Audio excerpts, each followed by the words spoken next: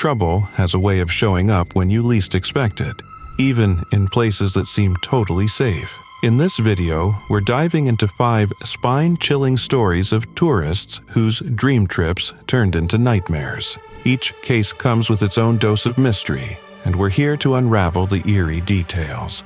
Buckle up as we explore these disturbing tales and try to uncover the dark secrets lurking beneath the surface. 17-year-old Mike Mansholt was the kind of teenager who craved adventure. Whether it was paddling through the rugged waters of the Yukon River with his dad or setting off on solo trips, he lived for the thrill. So when he jetted off to Malta in the summer of 2016, it was supposed to be another exciting chapter in his journey toward independence. This was his first vacation alone. No parents, no family, just him, his rented bike, and a GoPro to capture every moment. His girlfriend was also in Malta for a language course, and they enjoyed a few fun-filled days together before she flew back to Germany. But Mike wasn't done exploring. With his gray backpack, a few €100, a power bank, a straw hat, and his trusty GoPro, he was ready to make the most of his time. On the morning of July 18, 2016, he sent his dad a WhatsApp voice message, chatting about the steep roads and promising to send a photo soon. Then he set off on his rented bike. That picture never came. A day passed. Mike didn't return his bike. By July 22nd, he missed his flight back home to Germany. Alarm bells started ringing. His family reported him missing, and a frantic search began. 8 days later, on July 26th, his body was found at the base of Dingley Cliffs, a staggering 29-meter drop, about the height of an 11-story building. His rented bike dangled from a bush above, while his sunglasses and shoes were scattered nearby. But something was missing. His backpack, his GoPro, and his other belongings had vanished. Authorities quickly labeled it an accident, claiming Mike had fallen. His father, Bernd Mansholt, was taken to the scene, where he was told Mike had broken his back in 2 places. The grief was unbearable, but at least the family had some closure, or so they thought. When Bernd visited the morgue, expecting to confirm the details of his son's tragic fall, a disturbing truth emerged. There were no fractures on Mike's body. The bike, supposedly involved in a high fall, had only a flat tire and a slightly misaligned seat, hardly the damage one would expect from such a great height. Then came the even more shocking revelation. Mike's organs were missing. When his body was returned to Germany for a second autopsy, it was discovered that only his left kidney, diaphragm, spleen, and large intestine remained. His body weighed just 32 kilograms, 70 pounds, and despite Maltese authorities insisting he had been embalmed, German specialists found no evidence of it. Even more bizarrely, there were no signs of rodent bites or natural decomposition that would explain the missing organs. The contradictions kept piling up, and with each answer more questions arose. Bernd pushed for the truth, but Maltese authorities remained tight-lipped, insisting a tourist must have stolen Mike's belongings and brushing off any suspicions.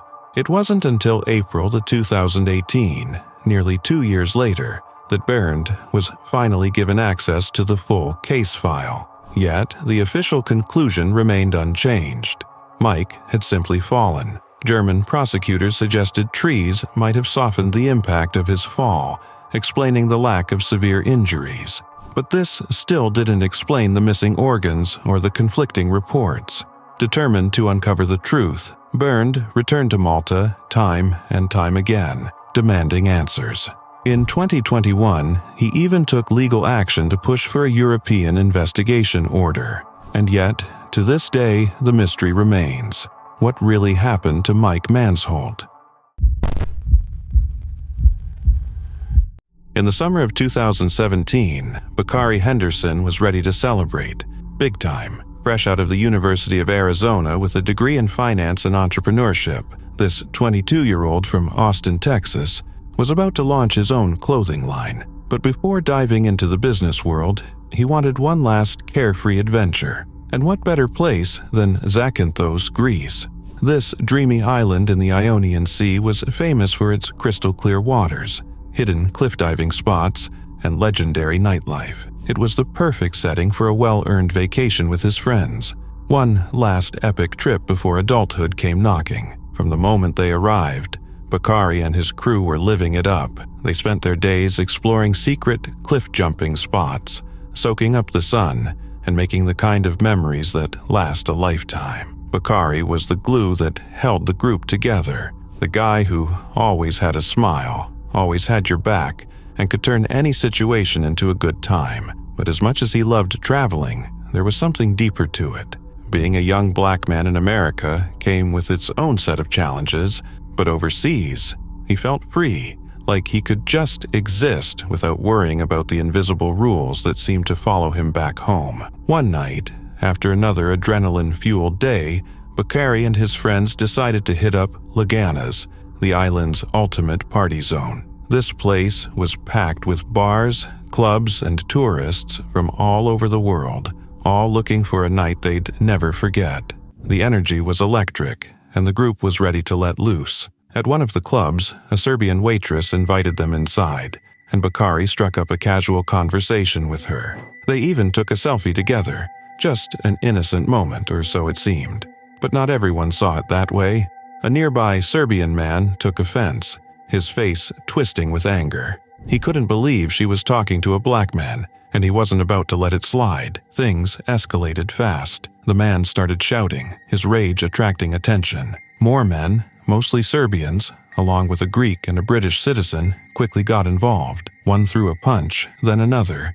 Suddenly, Bakari was fighting off multiple attackers. Realizing he was outnumbered, he tried to escape, sprinting out of the club, but they chased him down. In a horrifying scene caught on CCTV, about 10 men surrounded him, beating him mercilessly. They punched and kicked his head repeatedly, never giving him a chance to defend himself. By the time his friends reached him, it was too late. Bakari was gone. In the aftermath, 9 men were identified and put on trial. But justice?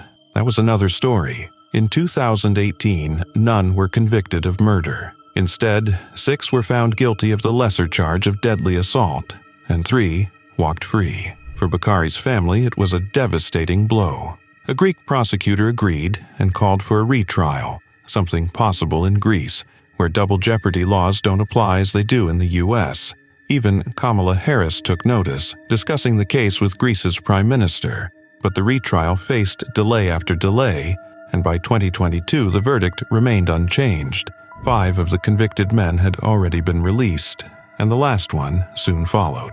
For Bakari's loved ones, the fight for justice continues, but the question remains, how could something so senseless happen, and how could those responsible walk away so easily? In November 2014, 23-year-old Sylvia Rochelle was finally living her dream. Born and raised in Lublin, Poland, she had spent years fantasizing about visiting Spain. She wasn't just a casual admirer. She had passionately studied the language, eagerly waiting for the day she could stroll through the Spanish streets and immerse herself in the culture she adored. And now, that day had arrived. Seville, the heart of Andalusia, was everything she had imagined. Charming, vibrant, and filled with history. But for Sylvia, this wasn't just a quick vacation. As a dedicated medical student on an Erasmus scholarship at the University of Almeria, she had bigger plans. She dreamed of one day moving to Spain and working as a nurse. This trip was just a glimpse into her future. Sylvia was radiant. Long black hair, striking blue eyes, and a smile that could light up a room. She was the kind of person who was always up for an adventure, always eager to experience life to the fullest. So when she found herself at Puente de Triana, one of Seville's most famous landmarks, she knew she had to capture the moment. The 19th century metal arch bridge offered breathtaking views of the city, making it a prime spot for tourists. And what do tourists love more than anything? Selfies. Sylvia was no different. Wanting the perfect shot, she climbed onto the metal ledge of the bridge, carefully positioning herself for that one unforgettable photo. But in a heartbreaking instant, everything changed. As she balanced on the edge, her foot slipped. Before she could react, she fell backward, plunging 15 feet onto the concrete footing below. Bystanders gasped in horror, immediately calling for an ambulance. Paramedics arrived within minutes, but the situation was dire. Sylvia had suffered a fractured skull and was already in cardiac arrest. They managed to revive her and rushed her to the Hospital of Traumatology, fighting to save her life. But her injuries were too severe. Despite their best efforts, Sylvia Rachel passed away, leaving behind shattered dreams and a heartbroken family. Her parents were devastated. Their daughter had been so full of life, ambition, and love for Spain, only for her journey to be tragically cut short. But Sylvia's story didn't just leave her family grieving, it also left the city of Seville reflecting on safety measures. Her accident prompted authorities to rethink pedestrian safety, particularly along the city's scenic boulevards. While nothing could undo the tragedy, her story served as a reminder of the risks people take for the perfect photo. In the end, Sylvia's dream of experiencing Spain came true, but at a heartbreaking cost. Kyle Barrow was the kind of guy who lived for good times, always up for a laugh, never one to turn down an adventure with friends. But despite his outgoing nature, the 27-year-old from Oldham, Manchester had never traveled outside the UK, not once. He had spent years dreaming about packing his bags and heading somewhere exciting, but life always seemed to get in the way. That was until a spontaneous opportunity came knocking, thanks to his best friend of 10 years, Cal. Was this trip planned months in advance? Absolutely not. It was a last-minute, why not decision. The best kind, really. They weren't even sure why they picked Turkey of all places. Maybe it was the beaches, maybe it was the adventure sports, or maybe they just liked the sound of it. Either way, they were going, and they were going big. Jet skiing? Check. Parasailing? Definitely. Laughing until their stomachs hurt? Guaranteed. This was their chance to finally tick off some bucket list items and make memories they'd be telling stories about for years. On June 6, 2023, Kyle and Cal landed in Turkey, buzzing with excitement. They headed straight to Manavgat, a place famous for its waterfalls, scenic views, and just the right amount of chaos for two guys looking for an adventure. The plan was simple: have the time of their lives. The next day, in true tourist fashion, they decided to explore the town like locals, on mopeds. Seemed like a great idea at the time. There was just one small problem. Kyle had never ridden one before. No experience, no training, and, crucially, no helmet. But when you're on holiday, logic often takes a back seat to excitement. So, off they went, cruising through the streets, the warm breeze in their hair, feeling like kings of the road. Cal led the way, Kyle followed closely behind, and for a while, everything was perfect. At one point, Cal checked his mirror and saw Kyle laughing. Clearly, he was loving every second. But when he glanced back again, Kyle was gone. Just gone. Panic set in. Cal immediately turned around and retraced their path, his heart racing. And then he saw it. Kyle, lying motionless in the road, blood pooling around him. It was a sight Cal would never forget. His best friend, who had been laughing just moments ago, was now at the center of a nightmare. A lorry had stopped nearby, leading Cal to suspect it had something to do with the crash. But the details were hazy. What exactly had happened? Had Kyle lost control? Had he hit something? The questions raced through Cal's mind as he ran to his friend's side, screaming for help. Cars passed by, but no one stopped. It was as if the world had kept moving, while theirs had come to a standstill. Then, finally, an ambulance arrived. Relief, right? Not quite. In what can only be described as a shocking moment, a paramedic took one look at Kyle and then drove off without helping him. Yes, drove off. Cal couldn't believe what he was seeing. He was left on the roadside, helpless, holding on to his best friend and praying for another ambulance to show up. 15 agonizing minutes later, help finally arrived, and Kyle was rushed to the hospital. Doctors did everything they could, but his injuries were severe. Cal, pacing the hospital halls, made the gut-wrenching call to Kyle's family, hoping for a miracle. But despite all efforts, Kyle didn't make it. A post-mortem conducted by Dr. Emil Salmo confirmed multiple injuries, including a fractured spine. Local police claimed Kyle had crashed into a palm tree, something Cal immediately doubted. It didn't add up. Whatever had truly happened that day remained unclear. The only certainty was that Kyle's life had been tragically cut short.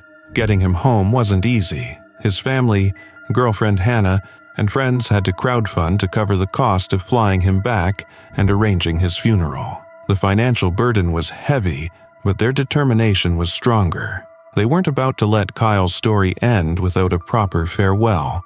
Tributes poured in from all corners. Friends described him as a legend, the guy who brought everyone together, the one who could turn even the dullest night into an unforgettable one. Some even got tattoos in his honor, because what better way to keep his memory alive than by permanently inking it on their skin? Kyle's trip was supposed to be about adventure, laughter, and crossing things off his bucket list.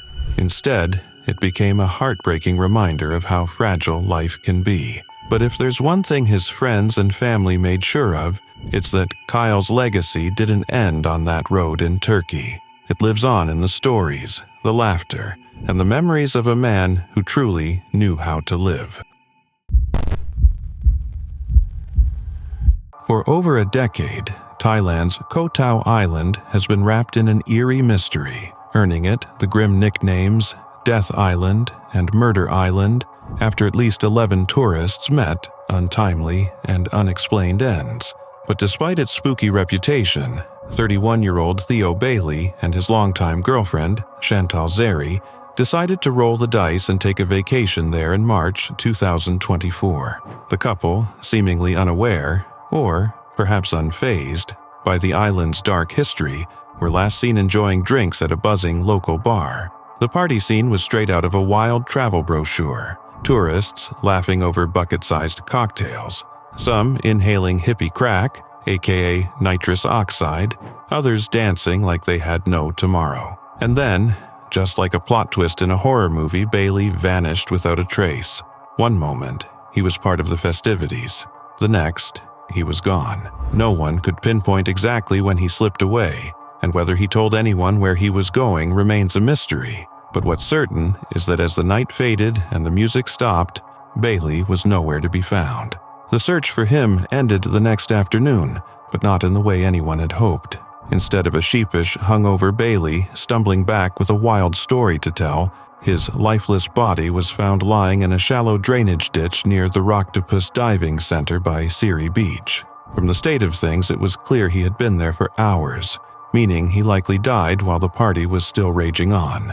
Even eerier, his phone was missing. Whether stolen or lost remains unclear. Authorities wasted no time launching an investigation, blocking off the area to preserve evidence while forensic experts combed through the scene. Bailey's body was transported to a hospital for a detailed examination. Yet, frustratingly, the results of his autopsy have yet to be made public. And then came the head-scratcher. Despite the ominous circumstances surrounding his disappearance and death, Koh Tao Police Superintendent Lieutenant Colonel Chuk Chae-Suech told reporters that no foul play was suspected. According to the official version of events, Bailey simply wandered off, accidentally fell into a shallow waterway, and tragically lost his life. With no signs of violence and no arrests made, the case was quickly ruled an unfortunate accident. While authorities seemed content with their conclusion, Bailey's girlfriend was left shattered. Heartbroken and grieving, she took to social media with an emotional tribute, calling him her best friend, her angel, and the love of her life. 10 years together would never be enough, she wrote, promising to carry his memory with her forever. She reminisced about their silly adventures and cherished moments, a heartbreaking reminder that her world had changed overnight. But outside of her grief, whispers of conspiracy swirled through online forums and expat communities. Koh Tao, after all, has a murky past riddled with unsolved deaths, suspicious disappearances, and allegations of cover-ups. Some believe the island's powerful local figures have a vested interest in keeping its lucrative tourism industry untouched by scandal, brushing such cases under the rug to avoid bad press. Could Bailey's case be another one of those conveniently closed files, or was it truly just a tragic accident? In the end, the truth about what really happened to Theo Bailey may never be known. Koh Tao's shadowy reputation remains intact, and for every question that lingers, there are no real answers. tourists still flock to its sun-kissed shores, blissfully unaware, or choosing to ignore, the eerie legacy that lingers beneath the paradise exterior. Perhaps some stories are meant to stay buried, much like the secrets of Death Island itself.